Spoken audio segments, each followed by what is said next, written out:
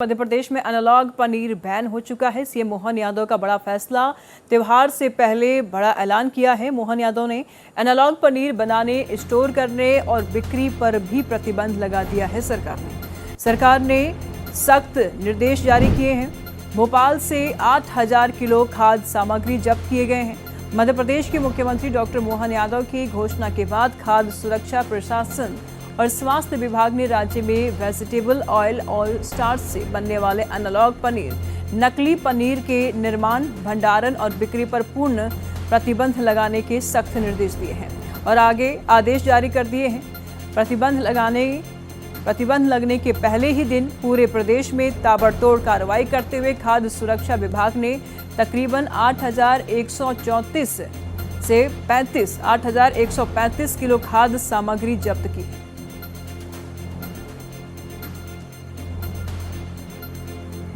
सरकार ने सख्त निर्देश जारी किया है। भोपाल से 8000 किलो खाद्य सामग्री जब्त किए गए हैं।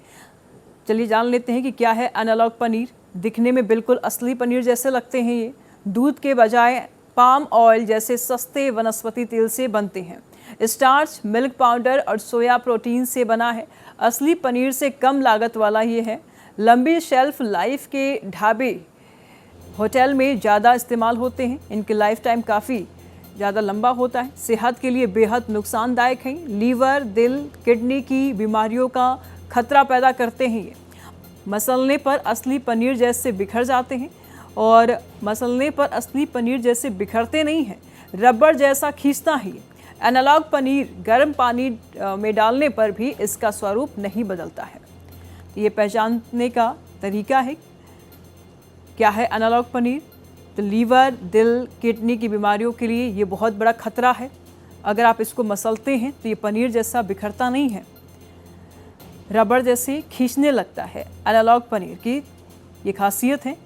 दिखने में बिल्कुल असली पनीर जैसा होगा, लेकिन असली पनीर नहीं है। ये आपको नुकसान पहुंचाते हैं। दूध के बजाय पाम ऑयल जैसे सस्ते वनस्पति तेलों से ये बनते हैं।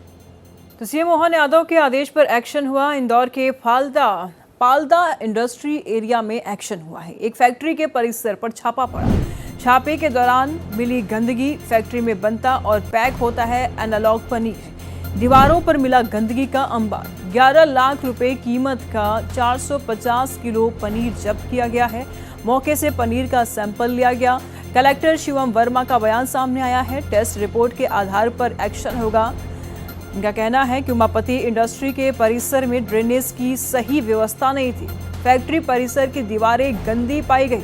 परिसर में रॉ मटेरियल प्लेट्स पर रखे नहीं पाए गए और अव्यवस्थित भंडारण पाया गया। खाद्य पदार्थ के लेबल पर अंकित न्यूट्रिशनल इंफॉर्मेशन की जांच रिपोर्ट नहीं पाई गई और इसके अलावा इंग्रेडिएंट्स लिस्ट के अनुसार खाद्य पदार्थ पनीर के निर्माण में पानी का उपयोग किया जाना पाया गया।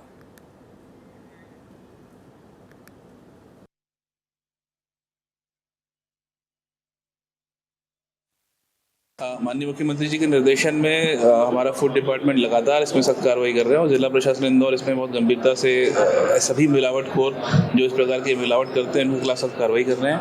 क्योंकि जो एनालॉग पनीर है उसके संदर्भ में भी निर्देश क्लियर आ गए हैं और आज 450 किलो की करीब जो एनालॉग पनीर है मालदा के एक संस्थान में इसको जब्त किया गया है और साथ ही साथ ये भी प्रयास वहाँ चल रहा था कि नई पनीर और बनाई जा रही थी, तो हमारी टीम ने तत्काल उस पर कार्रवाई करते हुए उसको रोक भी दिया है।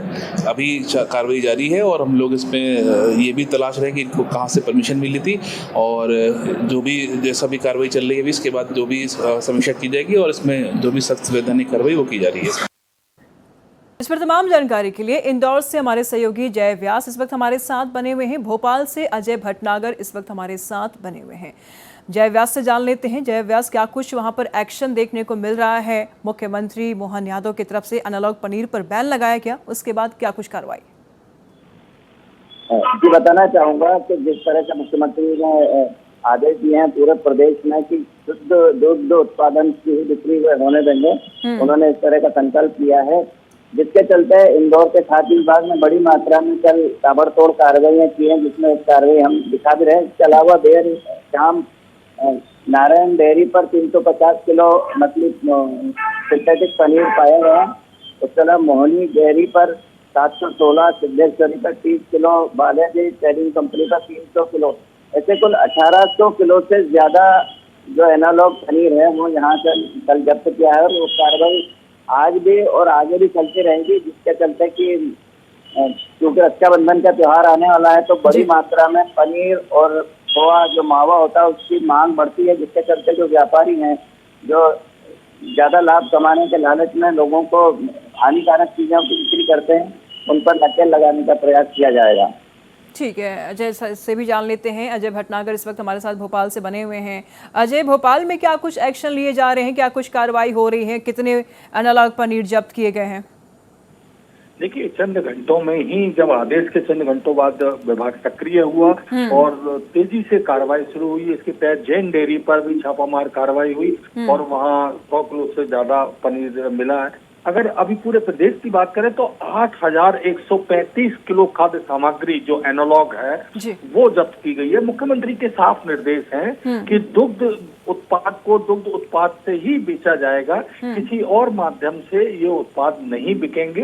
तो सबसे ज्यादा अगर दूध का देखें तो जो सब्स्टिट्यूट में एनालॉग पनीर ही बेचा जाता है। इसके अलावा तमाम और भी एनालॉग चीजें हैं जो सिंथेटिक कही जा सकती हैं या उसमें दूध के अलावा विकल्प के रूप में अन्य चीजें मिलाई जाती हैं।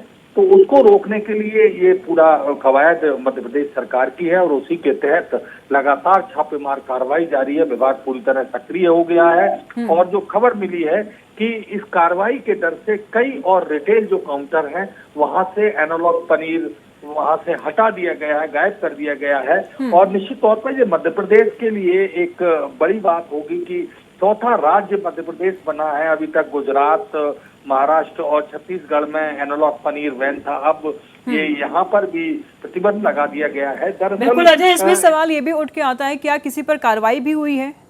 छापेमारी तो हुई है, क्या किसी को हिरासत में भी लिया गया है?